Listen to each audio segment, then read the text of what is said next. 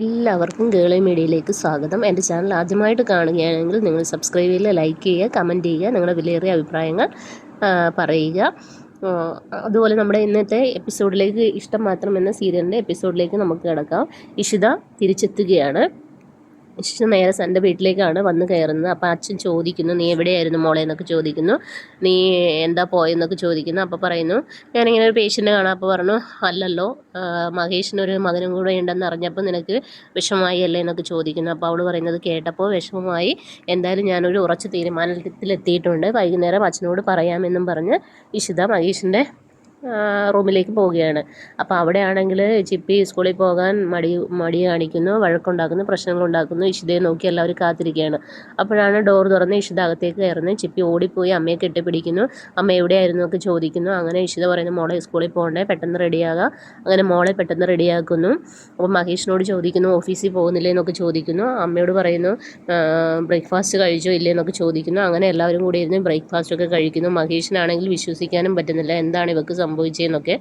അങ്ങനെ മഹേഷിനോട് ഇഷിത പറയുന്നു, ഞാൻ നേരത്തെ പോകും കേട്ടോ, എനിക്ക് ഹോസ്പിറ്റലിൽ കുറച്ച് മീറ്റിംഗ് കാര്യങ്ങളൊക്കെ ഉണ്ടെന്ന് പറയുന്നു. അങ്ങനെ ഇഷിത മോളെ ചിപ്പിയെ ഞാൻ വിടാമെന്ന് പറഞ്ഞു. അങ്ങനെ ചിപ്പിയെ സ്കൂൾ ബസ്സിലാക്കാൻ പോകാൻ നേരത്തെ ചിപ്പിയോട് പറയുന്നു, മോൾക്കൊരു ചേട്ടനുണ്ട്, ആദി എന്നാണ് പേര്, മോളവനെ സ്നേഹിക്കണം എന്നുള്ള കാര്യങ്ങളൊക്കെ പറഞ്ഞു കൊടുക്കുന്നു.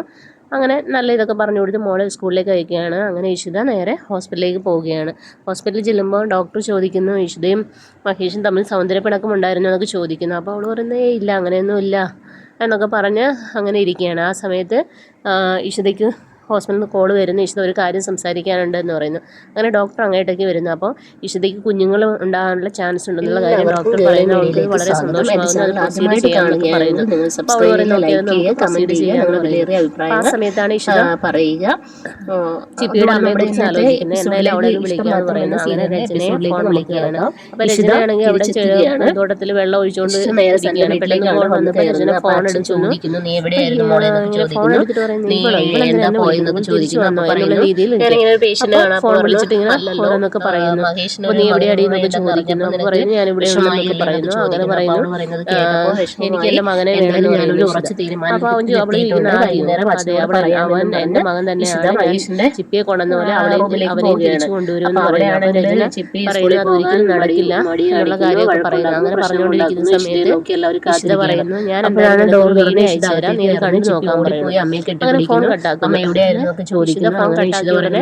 രചനയ്ക്ക് അയച്ചു കൊടുത്ത വീഡിയോ കാണുന്നു. അങ്ങനെ മോളെ വാഹനം പിടിപ്പിച്ച് കൊല്ലാൻ ശ്രമിച്ചത് ചോദിക്കുന്നു, ഓഫീസിൽ പോകുന്നില്ലേ എന്നൊക്കെ ചോദിക്കുന്നു. തന്റെ ഭർത്താവ് പറയുന്നു ആണെന്ന് അവർക്ക് മനസ്സിലാവുന്നു. അങ്ങനെ എല്ലാവരും കൂടി ഇരുന്ന് ബ്രേക്ക്ഫാസ്റ്റ് കഴിക്കുന്നു. മഹേഷിനാണെങ്കിൽ വിശ്വസിക്കാനും പറ്റുന്നില്ല, എന്താണ് ഇവർക്ക് സംഭവിച്ചതെന്നൊക്കെ. ഞെട്ടിത്തരിച്ചിരിക്കുകയാണ്. ആ സമയത്ത് മഹേഷിനോട് ഇഷിത പറയുന്നു, ഞാൻ നേരത്തെ പിന്നീട് കാണിക്കുന്നത് ഹോസ്പിറ്റലിൽ കുറച്ച് മീറ്റിംഗ് കാര്യങ്ങളൊക്കെ ഉള്ള ശേഷം അങ്ങനെ ഇഷിത മോളെ ചിപ്പിയെ ഞാൻ വിടാമെന്ന് പറഞ്ഞു. അങ്ങനെ ചിപ്പിയെ സ്കൂൾ ബസ്സിലാക്കാൻ പോകാൻ നേരത്തെ ചിപ്പിയോട് പറയുന്നു, മോൾക്കൊരു ചേട്ടനുണ്ട്, ആദി എന്നാണ് പേര്, മോളവനെ സ്നേഹിക്കണം എന്നുള്ള കാര്യങ്ങളൊക്കെ പറഞ്ഞാലും വന്ന കാര്യങ്ങളൊക്കെ അങ്ങനെ നല്ല ഇതൊക്കെ പറഞ്ഞു കൊടുത്ത് മോളെ സ്കൂളിലേക്ക് അയക്കുകയാണ്. എന്താണെങ്കിലും പറയാമെന്ന് ഹോസ്പിറ്റലിലേക്ക് പോവുകയാണ്.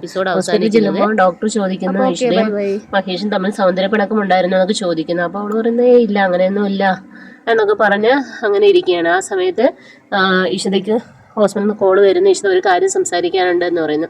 അങ്ങനെ ഡോക്ടർ അങ്ങോട്ടേക്ക് വരുന്നു. അപ്പോൾ ഇഷിതയ്ക്ക് കുഞ്ഞുങ്ങൾ ഉണ്ടാകാനുള്ള ചാൻസ് ഉണ്ടെന്നുള്ള കാര്യം ഡോക്ടർ പറയുന്നു. അവൾക്കത് വളരെ സന്തോഷമാകുന്നു, അത് പ്രൊസീഡ് ചെയ്യാം എന്നൊക്കെ പറയുന്നു.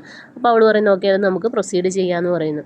അപ്പോൾ ആ സമയത്താണ് ഇഷിത ചിപ്പിയുടെ അമ്മയെക്കുറിച്ച് ആലോചിക്കുന്നത്. എന്തായാലും അവിടെ നിന്ന് വിളിക്കാമെന്ന് പറയുന്നു. അങ്ങനെ രചനയെ ഫോൺ വിളിക്കുകയാണ്. അപ്പോൾ രചനയാണെങ്കിൽ അവിടെ പൂന്തോട്ടത്തിൽ വെള്ളം ഒഴിച്ചുകൊണ്ട് ഇരിക്കുകയാണ്. പെട്ടെന്ന് കോൾ വന്നപ്പോൾ രചന ഫോൺ എടുക്കുന്നു. അപ്പോൾ ഇങ്ങനെ ഫോൺ എടുത്തിട്ട് പറയുന്നത്, ഇവളെന്തിനാ എന്നെ വിളിക്കുന്നു, ഇവൾ തിരിച്ചു വന്നോ എന്നുള്ള രീതിയിൽ എനിക്ക്. അപ്പോൾ ഫോൺ വിളിച്ചിട്ട് ഇങ്ങനെ ഓരോന്നൊക്കെ പറയുന്നു. അപ്പോൾ നീ എവിടെയാടി എന്നൊക്കെ ചോദിക്കുന്നു. അപ്പോൾ പറയുന്നു, ഞാനിവിടെ ഉണ്ടെന്നൊക്കെ പറയുന്നു. അങ്ങനെ പറയുന്നു, എനിക്ക് എൻ്റെ മകനെ വേണമെന്ന് പറയുന്നു ഇഷിത. അപ്പോൾ അവൾ ചോദിക്കുന്ന, ആദ്യമോ? അതെ, അവൻ എൻ്റെ മകൻ തന്നെയാണ്, ഞാൻ ചിപ്പിയെ കൊണ്ടുവന്ന പോലെ അവനെയും തിരിച്ചു കൊണ്ടുവരുമെന്ന് പറയുന്നു. അപ്പോൾ രചന പറയുന്നു, അതൊരിക്കലും നടക്കില്ല എന്നുള്ള കാര്യമൊക്കെ പറയുന്നു. അങ്ങനെ പറഞ്ഞുകൊണ്ടിരിക്കുന്ന സമയത്ത് ഇഷിത പറയുന്നു, ഞാൻ എന്തായാലും നിനക്കൊരു വീഡിയോ അയച്ചു തരാം, നീ അത് കണ്ടു നോക്കാൻ പറയണു. അങ്ങനെ ഫോൺ കട്ടാക്കുന്നു. അങ്ങനെ ഇഷിത ഫോൺ കട്ടാക്കിയ ഉടനെ രചനയ്ക്ക് അയച്ചു കൊടുത്ത വീഡിയോ കാണുന്നു. അന്ന് ആദ്യയെ വാഹനം പിടിപ്പിച്ച് കൊല്ലാൻ ശ്രമിച്ചത് തൻ്റെ ഭർത്താവ് ആണെന്ന് അവൾക്ക് മനസ്സിലാവുന്നു. അവൾ ആ കാറിൻ്റെ നമ്പർ പോയി നോക്കുന്നു.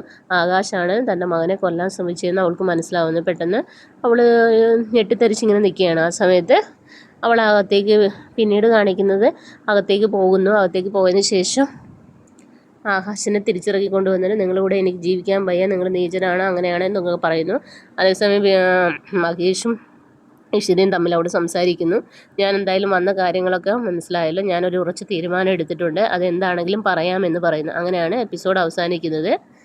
അപ്പോൾ ഓക്കെ, ബൈ ബൈ.